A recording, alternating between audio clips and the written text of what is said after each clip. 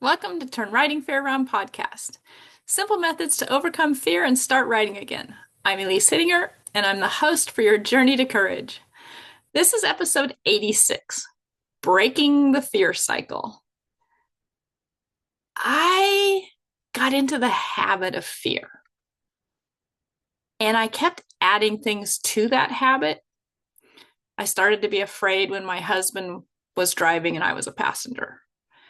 And then I couldn't ride with anybody else driving, like friends driving, anybody else driving.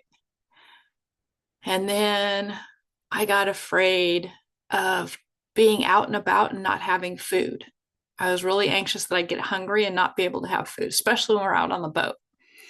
And things just started adding up. I started getting more and more fearful over time. And of course, that's always the issue with horses for me is, each little thing added a little bit more to my anxiety, a little bit more to my fear, horse tripped, a little bit more anxiety. And I realized it was just a cycle of fear. I was practicing fear. So here's my secret. Here's how to break that cycle.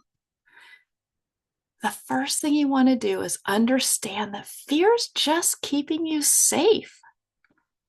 That's all it's doing. And really acknowledge it and thank it for keeping you safe. I think sometimes fear builds up because it doesn't think we're listening to it. And truthfully, we're not, because it's not always real fear. And so when it's not real fear, we just kind of brush it off. But it's so much more powerful to embrace it, really thank it, say, wow, you're trying to keep me safe. But it's not keeping me safe. It's keeping me from living my life. So while I thank you for it, I'm also going to kick you out of here. The second thing is that fear is a tool. That's all it is. It's a tool your body and mind are using to keep you safe. So replace it with new tools. Each person has different fears. And I'm going to go with a really easy one. Let's just talk about spiders. There are so many people in this world afraid of spiders. Yours truly used to be one of them. And my brother used to torment me with spiders.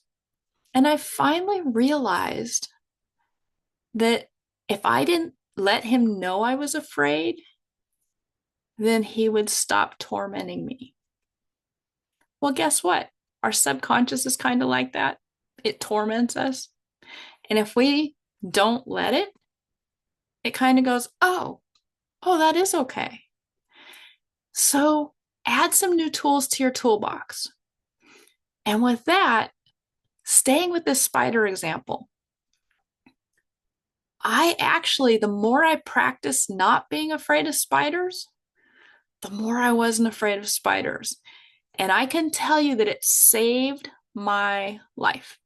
And you're going to think that's so strange. To not be afraid of spiders saved my life? Yes. I was traveling to Taiwan every other week, and I got home really, really late at night. And I turned the lights off in my bedroom, and I went around and got undressed and crawled into bed. And I heard the Velcro sound of a black widow web. If I had still been afraid of spiders, I would have panicked. I would have flailed. I would have jumped all over. And I had to actually get out of bed and go around to the light switch to turn the light back on.